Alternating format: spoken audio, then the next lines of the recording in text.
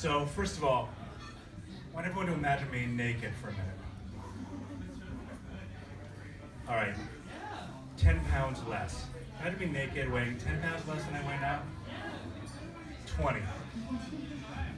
How about 30 pounds less? Can you imagine me naked, 30 pounds less? How about 40?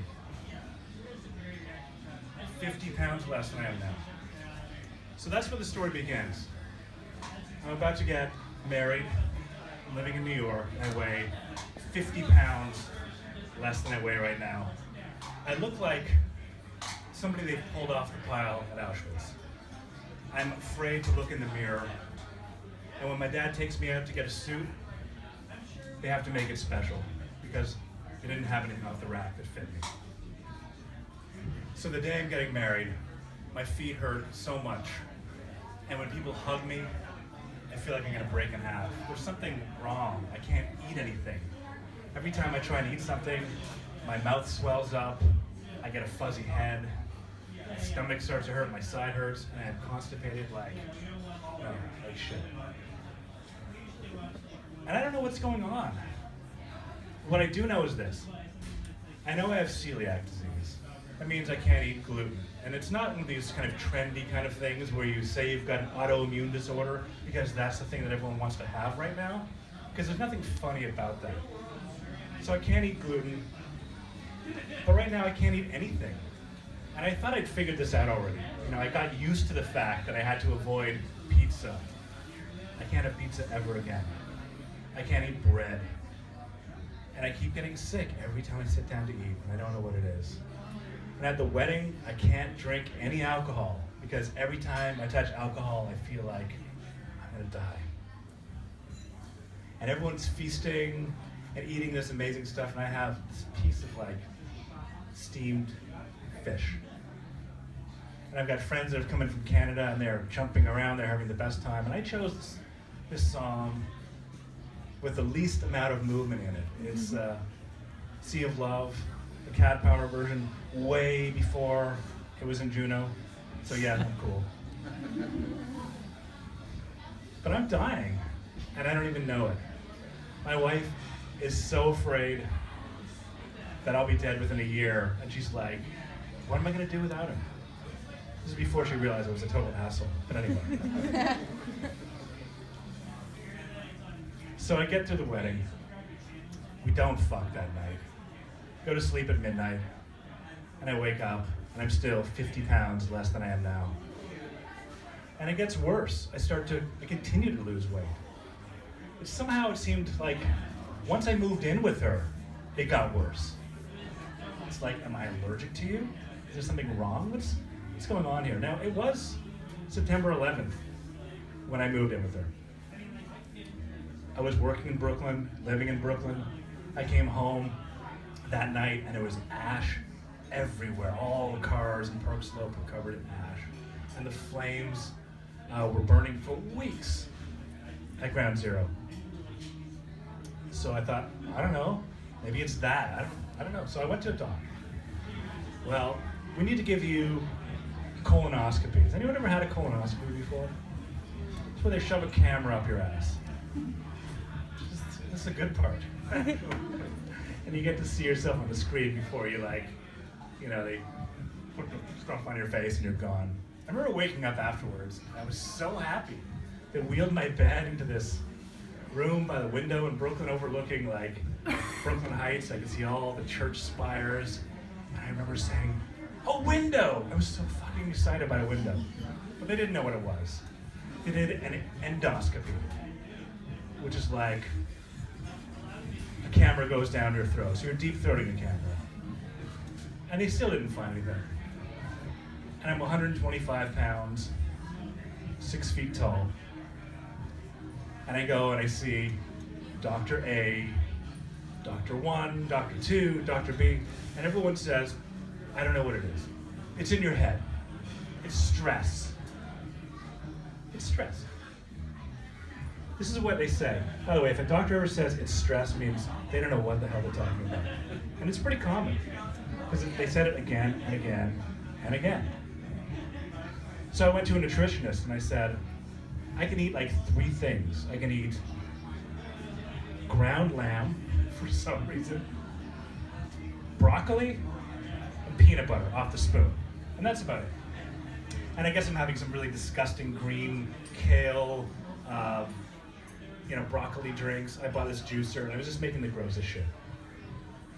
And this nutritionist says, well, if you're worried about your weight, why don't you just eat twice as many potatoes? I'm like, I can't even eat potatoes. Every time I eat them, my mouth swells and my throat starts to choke. I don't know what's going on here. So again, another person that didn't know anything. Thanksgiving comes and I go to my wife's uncle's place. It's in the middle of fucking nowhere, New York State. And they have this big, huge turkey, which I can't eat, by the way. But I've arranged, and there's like 50 people there. They've arranged with the chef that there's a certain kind of piece of fish that I can eat that I'm gonna cook myself. Because I can't have this kind of oil that you're probably gonna use, and so don't do it. And what do? Well, they went and they prepared this thing for me, and I couldn't eat it because they used the oil that I can't use. So I throw a shit fit. I'm not as civilized as I am today. And the whole family thinks I'm a total fucking asshole. They're like, you just want attention, don't you? You just want to be the center of attention.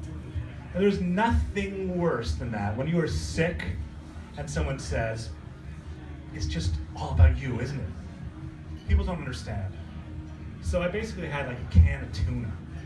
And everyone's eating like fucking turkey and potatoes and the best stuff. The best. So we get back to New York, and there's like nothing left. I sit down in a chair and my ass hurts. It's like the bones are just right there on the chair. There's like nothing there. I have no sex drive. So the first couple months after you're married and you're not fucking, how do you think that bodes for the rest of your marriage? Not very good. So finally, my wife calls her friend who's an allergist at Mount Sinai, and she says, I'm really desperate. Do you have any ideas here? And she says, well, I have somebody, but he's not doesn't have any appointments for like a couple of months. So I try one more thing. And this one thing is gonna work because I'm like 32 and there's no way I'm gonna die. I just can't imagine that. So a friend of mine has a mother who's, as it turns out, quite crazy. And she says, there's this thing you should try. It's called NAET, N-A-E-T. I cannot tell you what it stands for, but the internet probably still has it. It hasn't all been scrubbed from the internet as a complete scam. So I go to this woman who used to be friends with Allen Ginsberg, and she's like, yeah, I can make you better, I can heal you. She says, just take this vial of charged water and tell me what you want. What is it that you want to eat? What can't you eat? So chicken, you miss chicken, you can't eat chicken. Take this vial of charged water, charged with the same molecular qualities or whatever as chicken. Hold it in your hand and lie down on this table here, and I'm gonna touch all your, pressure points, chi points. I don't care what kind of points are they. Some kind of points. And just lie there. And then you can't go anywhere. You can't go within 6 feet of chicken for 24 hours, and then you can eat it. So I'm like, all right, I can do that. Because I really like chicken, and it's been a while. So I do it. Get on the subway. I remember getting on the New York subway, and I'm trying to stay away from everybody. God forbid they have fucking chicken on them. Because if they have chicken, it's all ruined. Of course, it doesn't work. So we try potatoes. We try shrimp. And it's like $100 a pop for this. We try everything. I'm like $2,000 in at this point. And it's gonna work if I just try a little fucking harder, because it's your fault for not doing it right. It works for everybody else. I don't know what's wrong with you. So finally I'm like, I don't know what to do. She says, well, we could do more. You pay double, we could do more. But we don't even need to use the charged vials of water. You just write down what you want on a piece of paper. This is how desperate I was. When you're sick, you'll do anything. So she writes down chicken on a piece of paper. She writes down potatoes on a piece of paper. She writes down strawberries on a piece of paper. I hold them in my hand. And I lie on the table and she does this thing. And you think it works? No, it doesn't work. $2,500 later, I am done. So finally this doctor on Park Avenue. He's available to see me. His name is Dr. Tisch, Dr. Morton Tisch. Calls me into his office, and he looks at me and he says, okay, first of all, take off your shoes. My shoes? Fine. So I take off my shoes. I will say I have perfect feet. I had perfect feet then when I was really skinny. I have perfect feet now. Yeah, I'm wearing boots. So I know you're looking. You can't see it. But they're pretty perfect. So he looks between the toes. He wants to see if there's some kind of like fungus or growth or something. There was no fungus between my feet. There never has been. There never will be. I take immense pride in that. So he says, all right, we're going to take your blood. I'm going to look and see if there's any kind of yeast in your system. I'm like, yeast? That's like yeast infection? Like, who gets that? I'm a dude. We don't get those things. But he does that. There's a whole bunch of other things. Anyway, the test for the blood comes back, and I am like 99.9% off the charts amount of like intestinal yeast. And I'm like, the fuck does that mean? Well, he tells me that, you know, when you're celiac, and this is a lesson here, and I'm on the board of the local celiac organization, so here's my pitch. When you're celiac, you have these little like things in your intestinal tract called villi, right? And when you eat gluten, they get flattened down. And we do have yeast in our system the whole time anyway, but it just goes over on top of this thing. But when the villi get flattened down, the yeast just covers you. It's like painting a driveway rather than painting a whole like lawn over each piece of grass. So it's just everywhere. There's nothing to stop it now. These villi are flattened, they're dead, there's nothing. So I'm completely, colonized with this kind of yeast, and it's eating into my intestinal tract, and it's like making little microscopic holes, and the food is going into my bloodstream, and that's why I'm getting fuzzy-headed, and that's why I feel like I'm gonna die every time I eat. Fuck. So, how's this gonna work? So first of all, he says, you need to take digestive enzymes. They'll help you break down your food. By the way, I haven't taken a good shit in years. It's like a brick every fucking time. It's like childbirth from your ass. So I know a little thing or two about that. So he gives me the digestive enzymes. Right away, okay, something's different. I can shit now. Thank you very much. Maybe we're on track here. So he says, also, I want to send like an environmental blah, blah, blah specialist out to your place in Brooklyn and take a look at where you live. So this guy comes out, and he looks at the place, and when you see on your wood, you have these like knots on your wood, on the wood in your place, especially people who are renting these crappy rentals in like Alston, those knots on the wood. That's not knots, it's actually mold. And the place is fucking covered in black mold. This has nothing to do with 9/11. It has to do with the fact that I moved into this place covered in black mold after 9/11. The entire bathroom is like covered in black mold. But it was a really good price. We couldn't find an awesome place in Park Slope for this price, so we stayed, right? But he's like, it's in the closet, it's in the walls, it's everywhere. And I'm living next to this like oil refinery thing or whatever. These huge tanker trucks are coming in doing oil, and there's like, the things you'll do when you live in New York, things that are acceptable, the hardwood floors, you could see through to the basement. There's like shit coming up from the basement. And there's like, it's just the worst.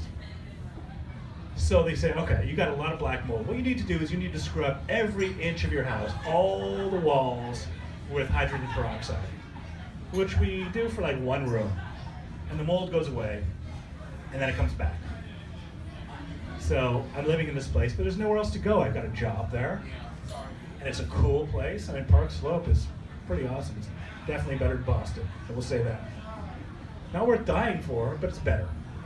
So the doctor starts me on this like anti-yeast eating thing. Every time you take a pill, you feel like you've got the flu. And the flu sucks. And he says, well, let's just die off. It's a good sign. It means that these organisms within your body are dying off. You just gotta keep doing it. So for months I take this stuff. For months I feel like I've got the flu. 125 pounds, and I feel like I've got the flu every minute of the day. Sit down in a chair, my ass hurts. No sex drive. I've been married 3 months, 4 months. Awesome. But eventually it starts to work. I feel like, okay, I take like 6 of these pills a day, and okay, maybe I can eat something. I can put away the broccoli juice. I don't need to have that. I could try something else, and actually my throat doesn't start to close up. And, eventually it starts to get better. But I feel a real difference when I get a job at BU. Because I moved in with my wife's cousins in Wayland, and this is an amazing thing. I started having flashbacks to my childhood. You see green grass and you're like, fuck, there's grass. Because in New York there is not grass. And the air feels different, it feels clean. And within a couple of months living out in Wayland, in the middle of fucking nowhere where they don't have streetlights at night, I started to feel better. But it's a process that goes on for years, 5, 6, 7 years.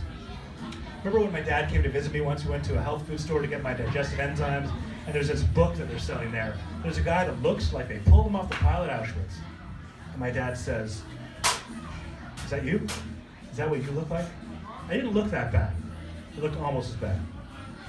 But the thought, and there's a picture beside it of him now, and he looks like he's buff, he's handsome, and I never imagined I would gain 50 pounds and weigh 180 pounds again, but it was a long process. It took years and years. It took incredible,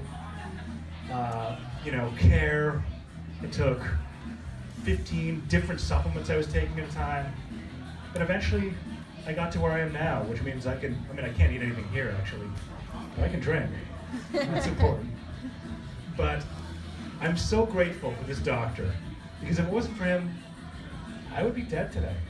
And it's very hard to realize that when you're in the middle of it, because your reality becomes the norm.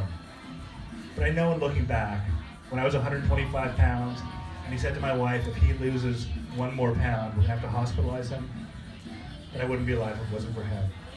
So I'm thankful and grateful for Dr. Morton Teach in Park Avenue. I don't know what's happened to him, if he's even alive anymore. He was an old man then. If it wasn't for him, I'd be dead today, so I'm grateful. Thank you.